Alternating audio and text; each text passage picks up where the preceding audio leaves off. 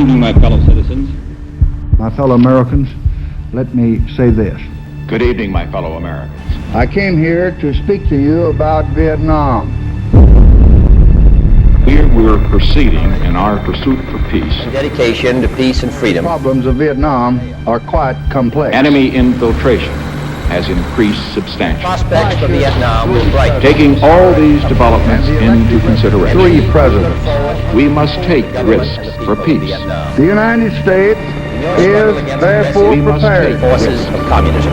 President to sacrifices that take you have all willingly And in that made. necessary Courage steps, you have We shown. remind the Those leaders including who the wish to use destroy of that armed freedom. forces. all of our American POWs are on their way home.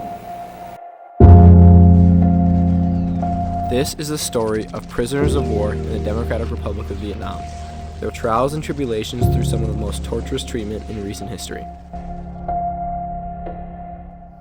By early 1946, all Allied forces had withdrawn from Indochina, leaving France to oppose. Our story begins in July of 1954, when the lasting war between the French and Vietnamese came to an end in the form of the Geneva Accords. These accords drew the 17th parallel, dividing the country into the North and the South. The North became the Democratic Republic of Vietnam, led by Ho Chi Minh and the Communist Party, while the South was ruled by the Republic of Vietnam, electing former Emperor POW.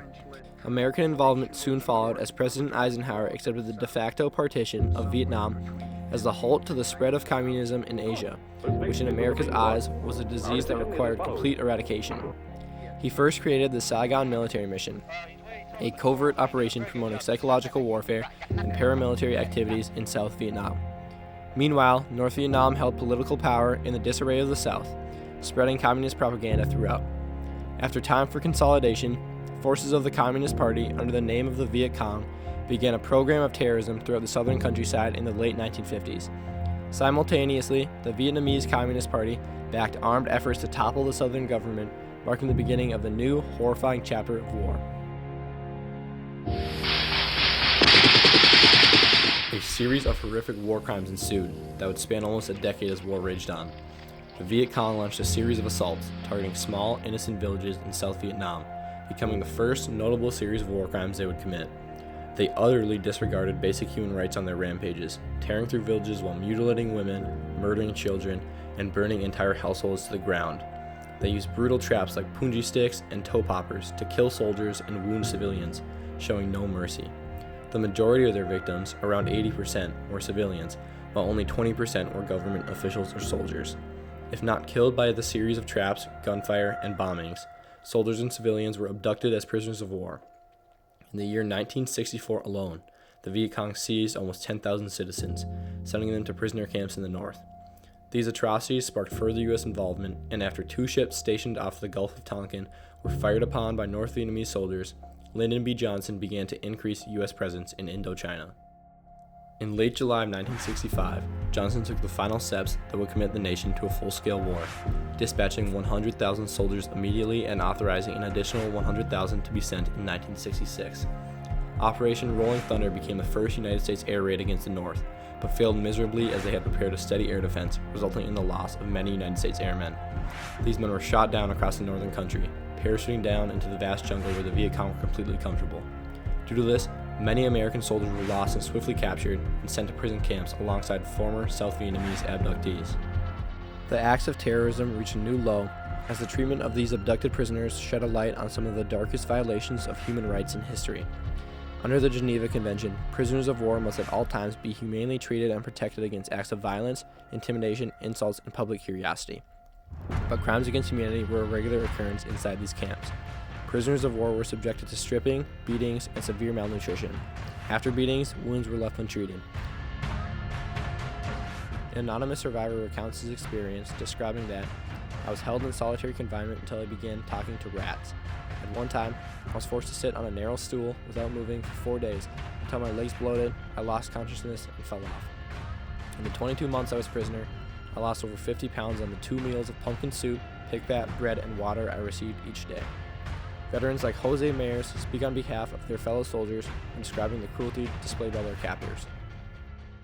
But if you wouldn't answer the way they'd want you to, they'd hit you with a stick, or they'd hit you with a stick that was raw, covered with rawhide. Other POWs were hung from ceilings, dragged across the ground with broken legs, or even denied the basic necessities of sleep and food. A major prison camp for the American pilots was How Lo Prison, or the Hanoi Hilton. Captured Navy pilots were placed in overcrowded and uncomfortable cells, having only cement slabs as beds, accompanied by an infestation of rats and cockroaches.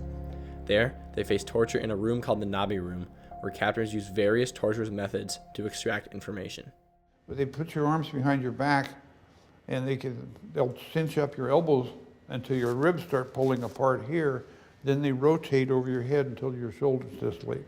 They ran a metal bar down my throat to keep me from screaming. The North hid their war crimes through variations of international propaganda. Soldiers were tortured mere minutes before they went on live radio, praising their captors for the amazing care they'd been treated with. Failure to comply with these terms led to consequences far worse than death. There are many first-hand examples of these messages, such as the testimony of Jeremiah Denton. I get adequate food and adequate clothing and medical care when I require it. His abnormal blinking shown in the footage was actually Morse code for torture, a plea for help that his government could not give him. Another notable veteran, Senator John McCain, was left in pain with wounds untreated and beaten mere minutes before being forced to speak on a live propaganda broadcast heard around the world. As stated by the Geneva Convention, POWs are also given the right to mail, but this was far from the case in the prison camps. When mail was allowed, it was erratic, regulated, controlled, and typically sent by radical anti-war organizations, aiming to spread propaganda criticizing American government actions to the worried families. In the first 2 years of captivity, most physical abuse took place, but years of psychological strain followed, with threats of additional torture, seclusion, desertion, and relocation if they did not comply.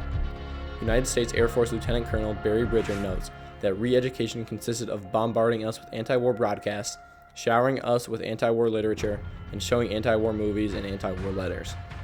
Faith in their nation became these soldiers' only will to survive, yet their debts remained unpaid as the United States not only ignored but also attempted to conceal the POW issue. Richard Nixon and the United States government had a duty to protect their country's servicemen, but they failed to do so in several missions to rescue POWs. Not only had they left men unaccounted for and at the torturous hands of the North Vietnamese for over 8 years now, but their rescue attempts miserably failed. One such effort was Operation Thunderhead, a secret Navy mission in 1972, aimed at rescuing prisoners who fled to the coast, but ended in failure due to incorrect military intelligence about their location, a negligent mistake which cost the lives of good men. Another attempt, the Son Toi raid, aimed to save 61 American POWs. Although the mission was well executed, they found the camp empty because the POWs had been moved prior to their arrival. Again, the United States not only used pivotal resources in a futile attempt, but also lost good men in the process. As a result of the failures of these operations, Richard Nixon turned away from U.S. liberation and shifted focus towards diplomatic relations with Vietnam to terminate American involvement. In doing so, he lost sight of the nation's priority, the rescue of American POWs. Because the United States lacked sufficient intelligence and sources inside of northern Vietnam, our government never knew the true number of how many soldiers were being held captive.